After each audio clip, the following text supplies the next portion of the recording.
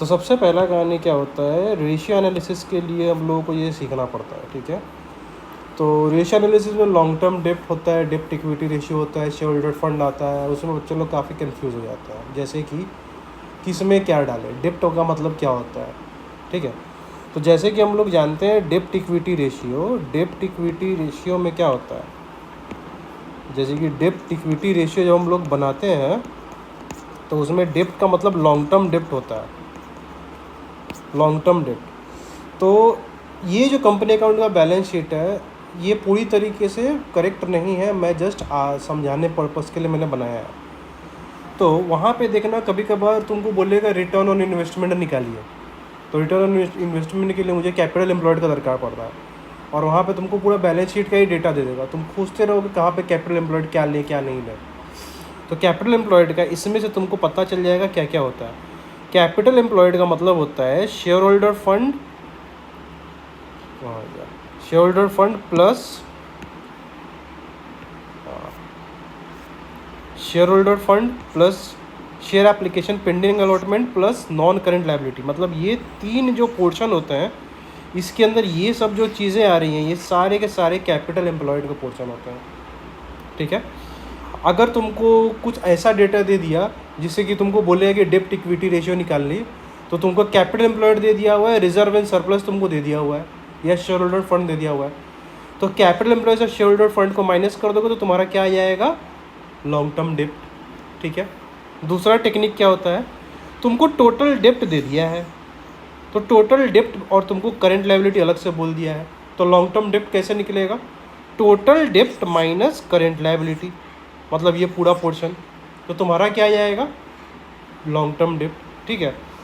तीसरा कहानी क्या है, तुमको बोल देगा टोटल एसेट तुमको दे दिया हुआ है और शेयर होल्डर फंड दे दिया हुआ है और करंट लायबिलिटी दे दिया हुआ है। तो टोटल एसेट या लायबिलिटी में से पूरा शेयर होल्डर फंड को माइनस करोगे और यहाँ से करंट लायबिलिटी को माइनस करोगे, तो तुम्हारा क्या आ जाएगा, लॉन्ग टर्म डेप्ट आ जाएगा, राइट। तो लॉन्ग टर्म डेप्ट ये जो होता है ये पोर्शन को हम लोग बोलते हैं पूरी तरीके से दैट इज़ टोटल डेप्ट। और जिसमें से लॉन्ग टर्म डेप्ट क्या होता है, सिर्फ ये वाला पोर्शन होता है। तो लॉन्ग टर्म डेप्ट जो होता है only current three number point that is non current liability. और इस बैलेंस शीट के अनुसार क्या होता है, तुम्हारा जो टोटल एसेट ये वाला पोर्शन और यहाँ का टोटल एसेट ये पोर्शन दोनों मैच करता है, इसीलिए मैंने इसको बताया है total asset slash liability, total asset slash liability, क्योंकि बैलेंस शीट में हमारा ये एसेट और लायबिलिटी दोनों मैच कर जाता है, ठीक है। और ये जो होता है शेड्यूल 3 का जो कंपनी का बैलेंस शीट होता है ये वर्टिकल होता है, इसके अंदर ये सारी चीज़ें होती हैं।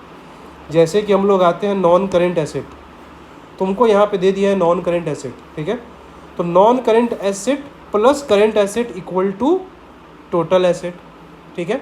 ये दिमाग में बैठा लो, ये प्लस ये मतलब टोटल एसेट। लायबिलिटी साइड में शेयर होल्डर फंड ये तुम लोग का केस में बहुत कम है, नहीं देगा, दे दिया तो भी ठीक है, नहीं दिया तो भी ठीक है, क्योंकि इसका चांसेस बहुत ही कम रहता है, ठीक है। तो क्लास 12 के लिए ये लगभग ना के बराबर है, बहुत रेयर केस में देता है, फिर भी मैंने लिखवा दिया रेशियो एनालिसिस के क्षेत्र में। तो number 1 that is share holder fund, share application pending allotment, non current liability plus current liability, मतलब इन चारों को मिला के हम लोग यहाँ पे बोलते हैं total asset, right. Total asset और liability both are the same thing.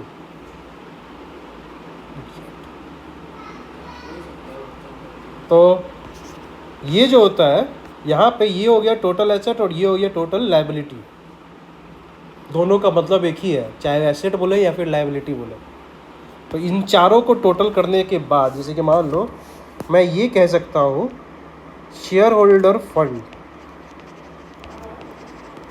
Fund plus share application pending allotment plus non current liability plus current liability is equal to non current asset plus current asset. ये एक equation बन गया तुम्हारा। अब इसके अंदर क्या क्या आती हैं ज़रा वो देख लो। इसमें आता है share capital, reserve and surplus, non current में long term borrowing, deferred tax liability, long term provision, other non current liability. Current liability में short term borrowing, trade payable, short term provision, other current liabilities. Non current assets में तुम्हारा property plant and equipment आता है। Non current investment आता है, other long term loans and advances आता है, other non current assets आता है। इसमें एक और चीज़ आता है, दैट इज़ डिफर्ड टैक्स। जैसे वहाँ पे लायबिलिटी होता है, यहाँ पे डिफर्ड टैक्स एसेट बोल के आता है, ठीक है। They are not in sequence, right. तो डिफर्ड टैक्स एसेट हो गया। और करंट एसेट्स में क्या क्या आता है? Inventory, trade receivable, short term loans and advances, current investment, cash and cash equivalent and other current assets. तो रेशियो के लिए आप लोग को यहाँ से इक्वेशन बनाना पड़ेगा, राइट। कहाँ से? इन सभी जगहों से।